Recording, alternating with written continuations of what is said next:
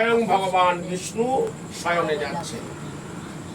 সেখানে তার সেবা করবে কে? অনন্তনাগ। অনন্তনাগকে ভগবান শ্রীকৃষ্ণের দাদা বলরাম বসবো, তার উপরে বিছানা করে উনি যোগ নিদ্রায় থাকবেন। আর পদসেবা করবে কে? পদসেবা মা লক্ষ্মী করবে।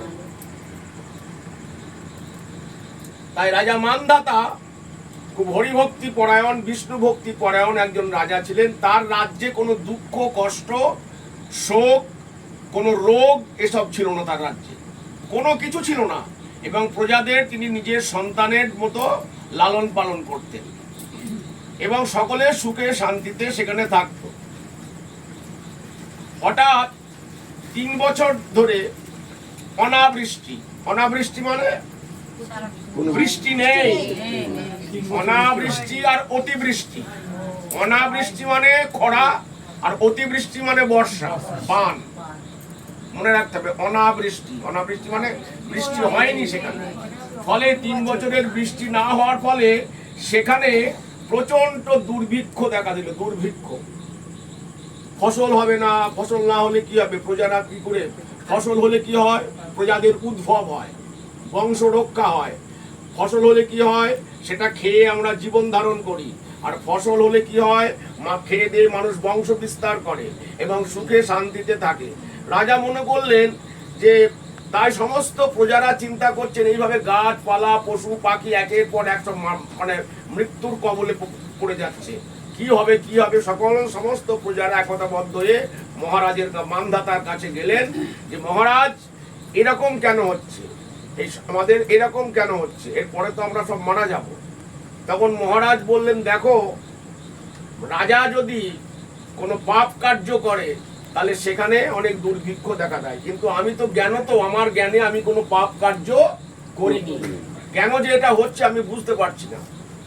তাই চলো আমরা সকলে মিলে কোনো জ্ঞানী ব্রাহ্মণের কাছে, পণ্ডিতের কাছে, কোনো মুনি ঋষির কাছে যাই, যেখানে গেলে এর একটা উপায় আমরা বার করতে পারি। তখন রাজা প্রজা সহ ব্রহ্মাকে প্রণাম করে, ব্রহ্মাকে প্রণাম জানিয়ে রাজা প্রজা সহ চলে গেলেন জঙ্গলের দিকে। তখন জঙ্গলের মধ্যে কারা থাকতো?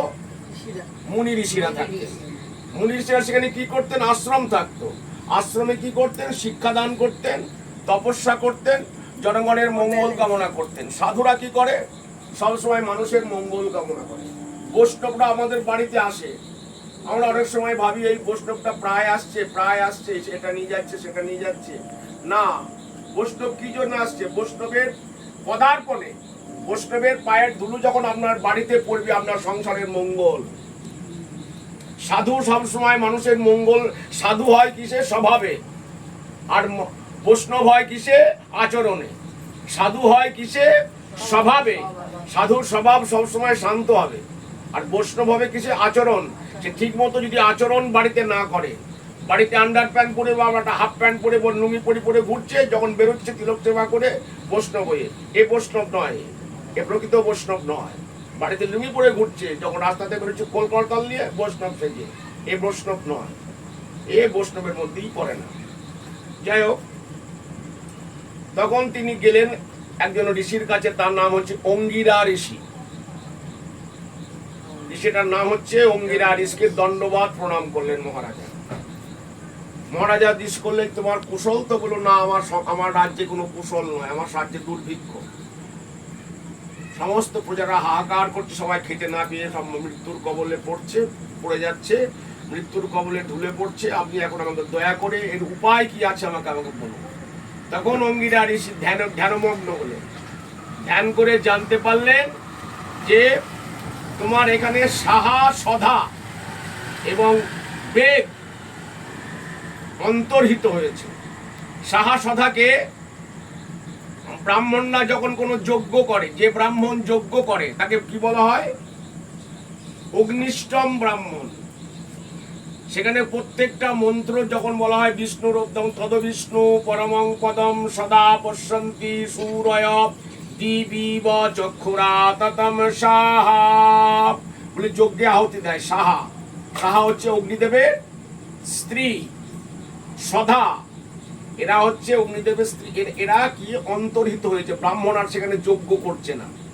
বললো তোমার আর বেদ পাঠ করতো তখন কে? সত্যযুগে ব্রাহ্মণের অধিকার ছিল, তপস্যা করার অধিকার ছিল ব্রাহ্মণের সেই সময়, অন্য কোনো জাতির অধিকার ছিল না।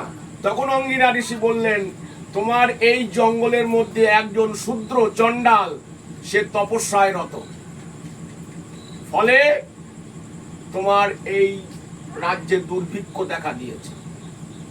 কারণ সেই সময় শূদ্র জাতির কোনো তপস্যা করার অধিকার ছিল না, একমাত্র ব্রাহ্মণদের ছিল। ব্রাহ্মণরা বেদ পাঠ করবে, যজ্ঞ করবে, তবেই জনগণের মঙ্গল হবে, নচেত হবে না।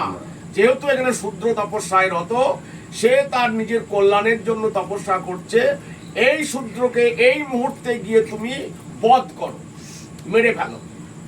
রাজাকে নির্দেশ দিলেন কে? অঙ্গিরা ঋষি। এই রাজাকে নির্দেশ দিলেন অঙ্গিরা ঋষি। কি বললেন? তুমি ওই শূদ্রকে গিয়ে বধ করো, বধ করলে পরেই তোমার এই রাজ্যে বৃষ্টি শুরু হবে, আবার ফসলে পরিপূর্ণ হবে তোমার রাজ্য। রাজা বললেন আমি নিরীহ কোনো ব্যক্তিকে বধ করতে পারবো না, যেহেতু সে তপস্যায় রত, ভগবানের আরাধনায় রত, আমি কোনো বধ করতে পারবো না। যদি অন্য কোনো বিকল্প উপায় থাকে তাহলে আমাকে আপনি দয়া করে বলুন, যাতে আমি এই দুর্ভিক্ষর হাত থেকে রক্ষা পাই এবং আমার প্রজারা বেঁচে থাকে। তখন রাজা বললেন যে আষাঢ় মাসের শুক্লপক্ষে হরির শয়নী একাদশী, এই একাদশীর ব্রত যদি তুমি নিষ্ঠা সহকারে করো, ভক্তি ভরে সমস্ত প্রজাদের নিয়ে করো, এই একাদশী করলে সর্বপাপ বিনির্মুক্তা বিষ্ণু লোকং স্বগচ্ছতি। একাদশীর মাহাত্ম্যে লেখা আছে সমস্ত পাপ তাপ থেকে মুক্তি পেয়ে সুজলা সুফলায় পরিপূর্ণ হবে তোমার রাজ্য, হৃষ্টপুষ্ট রাজ্যে পরিণত হবে এবং বিষ্ণু লোকে তুমি গমন করবে।